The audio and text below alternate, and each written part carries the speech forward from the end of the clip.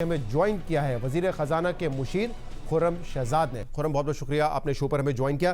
खुर्रम साहब, जब जंग का आगाज़ हुआ, स्ट्रेट ऑफ हॉर्मुज़ बंद हुआ, तो इंटरनेशनल मार्केट में ऑयल की प्राइसेस उस वक्त से बढ़ रही हैं और आप लोगों ने शुरू में ही जब 55 रुपये बढ़ाया भी था तब भी बताया था कि दो चैलेंजेस हमारे सामने, एक तो ये कि प्राइस को हम कैसे मैनेज करेंगे और दूसरा जो डिमांड है, खपत है, उसको हम कैसे कम करेंगे। अब ये तीसरा मुसलसल हफ्ता है कि हुकूमत पाकिस्तान ने जो बर्डन है अवाम पे पास ऑन नहीं किया, वो सब्सिडी के जरिए 125 अरब रुपए की सब्सिडी के जरिए खुद इस बोझ को बर्दाश्त कर रहे हैं। अब चैलेंज हमारे लिए ये है कि अगर हम प्राइसेस को बढ़ाते हैं तो आवाम परेशान होती है, लेकिन प्राइसेस को अगर बरकरार रखते हैं तो हुकूमत पे बोझ ज़्यादा बढ़ता है, और दूसरा जो खपत हम कम करने की बात कर रहे हैं वो भी नहीं होगी। कैसे मीट करेंगे इस चैलेंज को?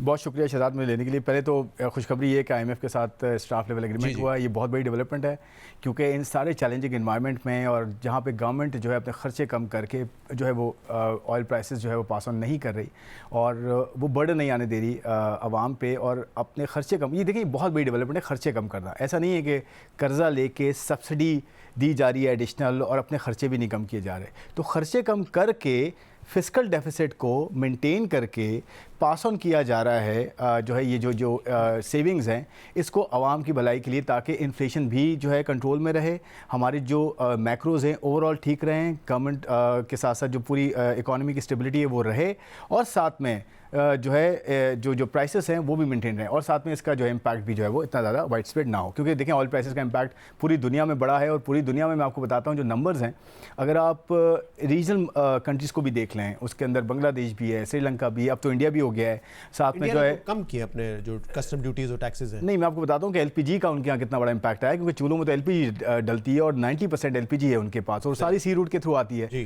तो उन्होंने वहाँ तो लाइनें लगी हैं। आपने देखा है कि पाकिस्तान में 12,000 पेट्रोल पंप है, किसी एक पंप पे कोई लाइन लगी हो, कोई किस तरह की लॉ एंड ऑर्डर की फ्यूल स्टॉक्स का कोई हमें कंसर्न नहीं है। मैं आपको बताने जा रहा हूँ कि फ्यूल स्टॉक किस तरह इंप्रूव हो रहे हैं और आगे जाते हुए स्ट्रैटेजी क्या है। तो नंबर 1 ये कि आपका जो है यहाँ पे किसी तरह का लॉ एंड ऑर्डर की सिचुएशन नहीं है, अल्लाह का शुक्र है, सब चीज़ें काम हैं और बिल्कुल नॉर्मल स्टेबिलिटी की तरह चल रही है हर चीज़।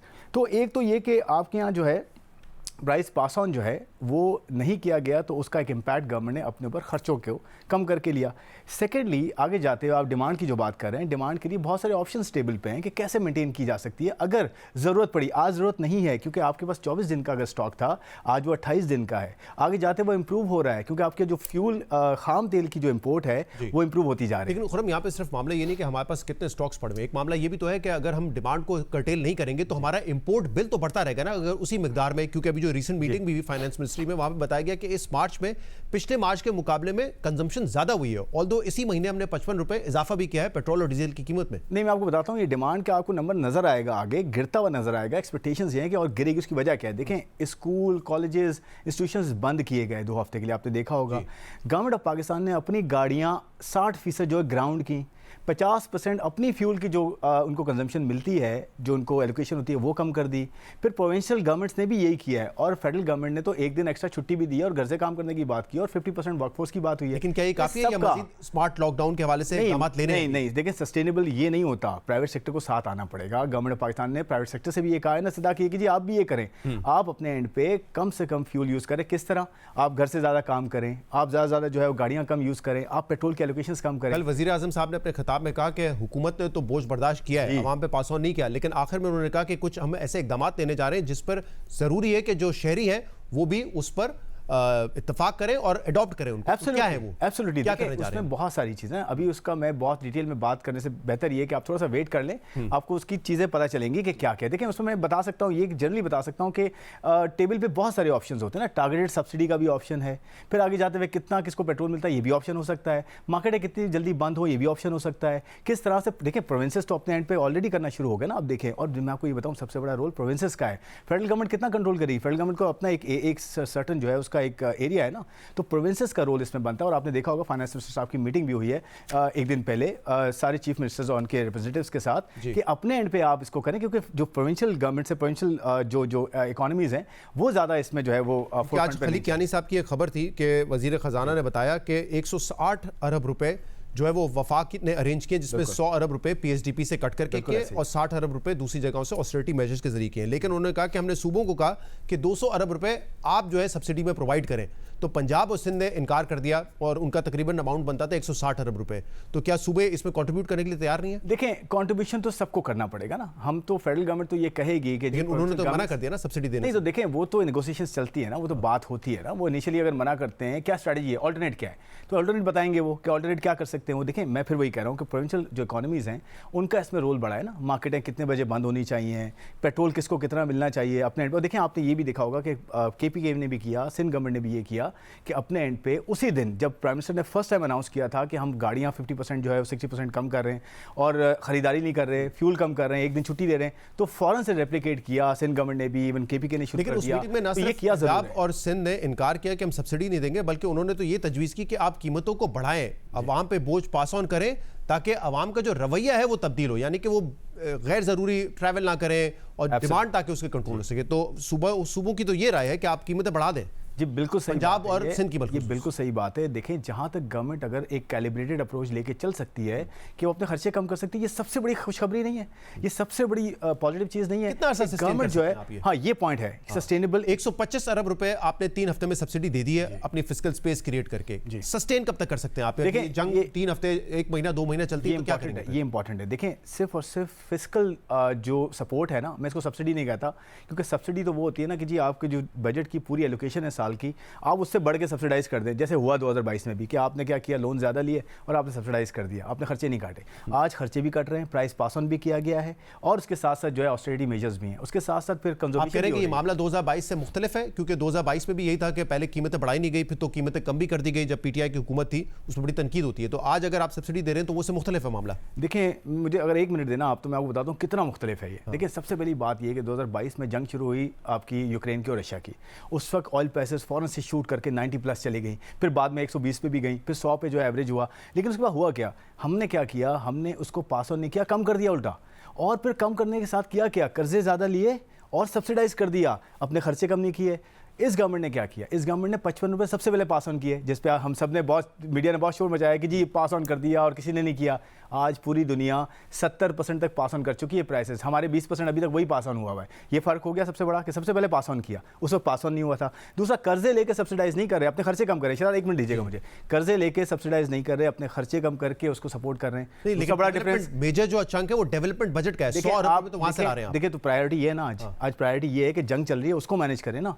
आप उन चीज़ों में पैसे डालेंगे, जो आपकी तरजीहात है, मैं थोड़ा सा उस पर कंफ्यूज इसलिए हूँ क्योंकि जब 55 रुपये बढ़ाए गए तो फिर ये बताया गया कि देखें हमारे पास ना फिस्कल स्पेस है और हमें डिमांड को कम करना है, लिहाजा आवाम को बोझ बर्दाश्त करना पड़ेगा। लेकिन फिर आप दुरुस्त कह रहे हैं कि तनकीद भी हुई कि आवाम कितना बोझ बर्दाश्त करें, तो फिर अब आप ये कह रहे हैं कि हमारी प्रायोरिटी ये है कि आवाम पे बोझ ना डाला जाए और हम जो है अपनी जेब से ही देंगे। उस वक्त आप कहते हैं जेब में हमारे पास इतने वसाइल ही नहीं कि हम दें। बिल्कुल सही बात है। देखें, बात ये है कि पहले तो पास ऑन किया ना, उसके बाद एक स्ट्रैटेजी के साथ भी आया कि जी आवाम के ऊपर तो बहुत जा रहा है, लेकिन क्या हम क्या कुछ कर सकते हैं, तो वो किया ना।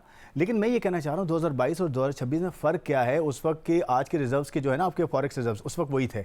22 के अंदर प्राइस पास ऑन नहीं था, 22 के अंदर आपका कर्जा लेके उसको फंड किया गया, 22 के अंदर इस वजह से आपका IMF प्रोग्राम डीरेल हो गया था। आज आपके रिजर्व्स बेहतर हैं, आपकी इन्फ्लेशन कंट्रोल में, उस वक्त 11% की इन्फ्लेशन थी, आज 5.5% इन्फ्लेशन है। एक मिनट मैं इसमें ऐड करना चाह रहा हूँ। उस वक्त आपका देखें फिस्कल डेफिसिट पता है आपको कितना चला गया था, 8%। आज फिस्कल सरप्लस में है आप, आज प्राइमरी सरप्लस भी आपके पास है 3.25% GDP का, जो हिस्ट्री में कभी नहीं हुआ। फिस्कल सरप्लस हिस्ट्री में कभी नहीं हुआ। रिजर्व्स के नंबर्स आज 33वां वीक है, कंटिन्यूसली इंप्रूव हुए हैं। 8.5 महीना पाकिस्तान में ऐसा नहीं हो, 8.5 महीने तक रिजर्व इंप्रूव होते रहे। और सबसे बड़ी बात शायद आज IMF ने आपके साथ जो है वो कर दिया, उस वक्त हो गया हमारा, और IMF ने ये कहा है कि जो इस मौजूदा साल में जो प्राइमरी सरप्लस का टारगेट है वो 1.6% ऑफ GDP है, अगले साल 2% होगा। और उन्होंने ये भी कहा है कि इस वक्त जो मिडल ईस्ट में सूरत हाल है उससे आगे जाके एनर्जी प्राइसेस में वॉलेटिलिटी हो सकती है, हो सकता है कि पाकिस्तान की इन्फ्लेशन पर, ग्रोथ पर और करंट अकाउंट पर प्रेशर पड़े।